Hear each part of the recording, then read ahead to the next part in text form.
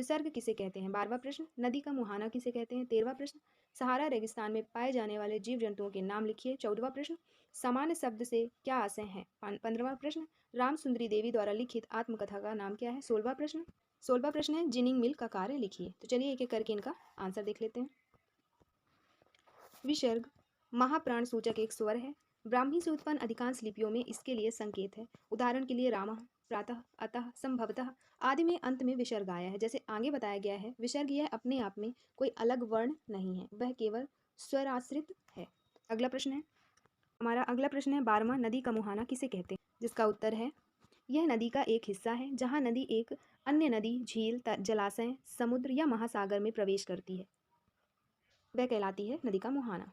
अगला प्रश्न है सहारा रेगिस्तान में पाए जाने वाले जीव जंतुओं के नाम लिखिए। जिसका उत्तर है सहारा रेगिस्तान में ऊंट, लकड़बग्घा, सियार, लोमड़ी, बिच्छू, सांप, छिपकलियां आदि प्रमुख जीव जंतु पाए जाते हैं।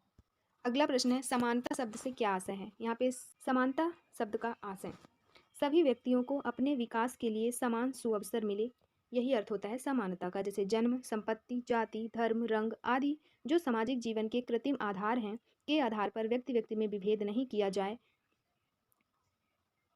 मैं क्या हूँ और मुझ में क्या योग्यता है, यह किसी भी तरह मेरी वैयक्तिकता से तय नहीं होता। जिसका उत्तर है सभी व्यक्तियों को अपने विकास के लिए समान सुअवसर मिलना समानता कहलाता है। अगला प्रश्न है राम सुंदरी देवी द्वारा लिखित आत्मकथा का क्या नाम है? जिसका आंसर है आत्मकथा का नाम है अमर जीवन, माई लाइफ। वह बंगाली साहित्य की प्रारंभिक महिला लेखकों में से एक हैं। उनकी आत्मकथा का नाम अमर जीवन या माई लाइफ है, जो 1876 में प्रकाशित हुई थी। अगला प्रश्न है जिनिंग मिल का कार्य लिखिए।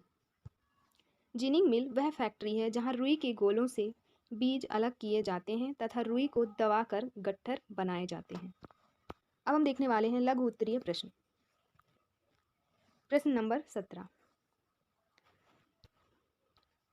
पुरातत्व किन साधनों की सहायता से अतीत का अध्ययन करती है? जिसका उत्तर है पुरातत्व भौतिक अवशेषों के माध्यम से प्राचीन और हाल के मानव अतीत का अध्ययन करता है।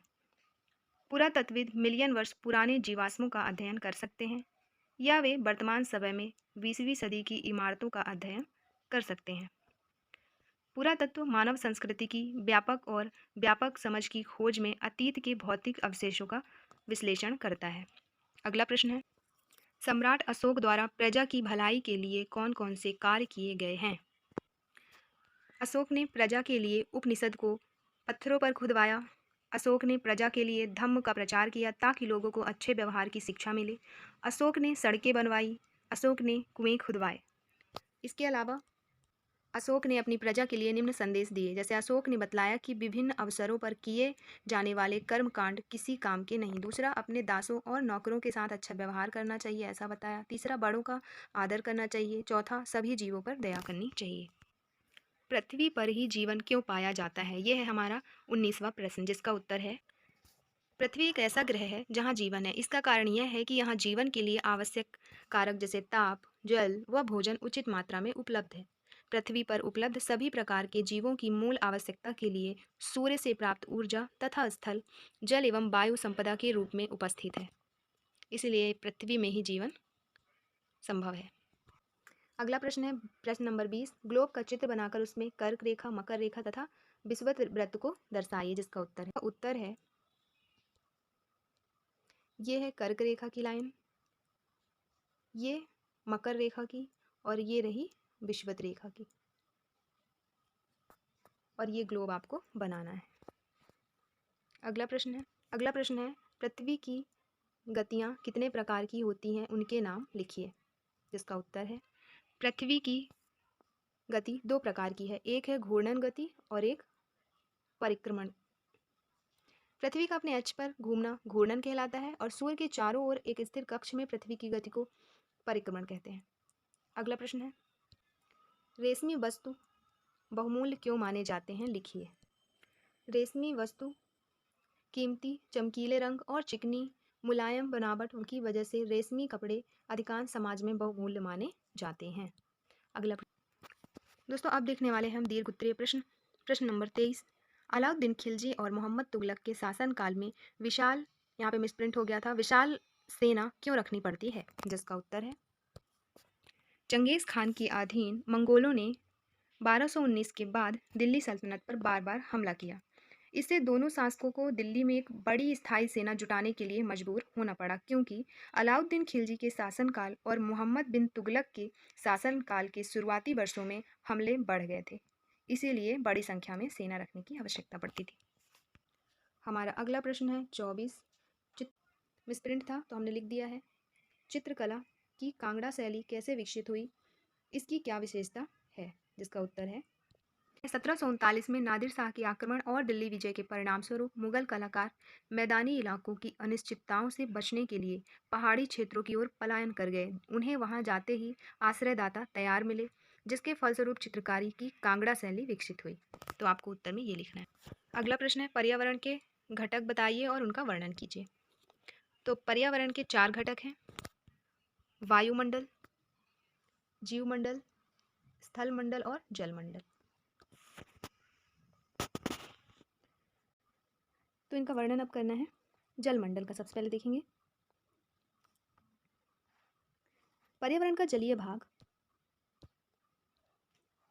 इसके अंतर्गत सम्मिलित है, जैसे नदी, तालाब, झरने, समुद्र आदि, जो जलीय चक्र के माध्यम से परिलक्षित होते हैं। अगला है स्थलमंडल। पर्यावरण में उपस्थित स्थलीय ठोस भाग, जिसमें पृथ्वी, क्रस्ट, मेटल व कोर परत सम्मिलित है। पहाड़, मिट्टी, रेत, पत्थर, चट्टानें इसी का ही भाग है। तीसरा वायुमंडल। पर्यावरण का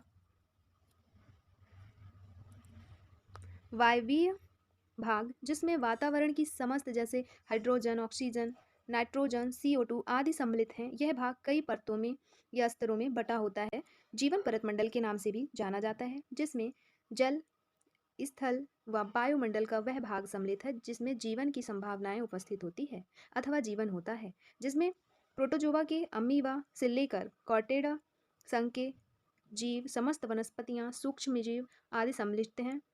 पृथ्वी की सतह से 10 किलोमीटर ऊपर व 10 किलोमीटर नीचे का हिस्सा इसमें आता है। तो ये रहे हमारे 4 घटक: जैवमंडल, वायुमंडल, स्थलमंडल और जलमंडल। अगला प्रश्न है हमारा मेंबरशिप क्या है और यह क्यों आवश्यक है? तो मेंबरशिप किसी समूह या संगठन से संबंधित होने या उसका हिस्सा होने की अवस्था ही सदस्यता कहलाती है।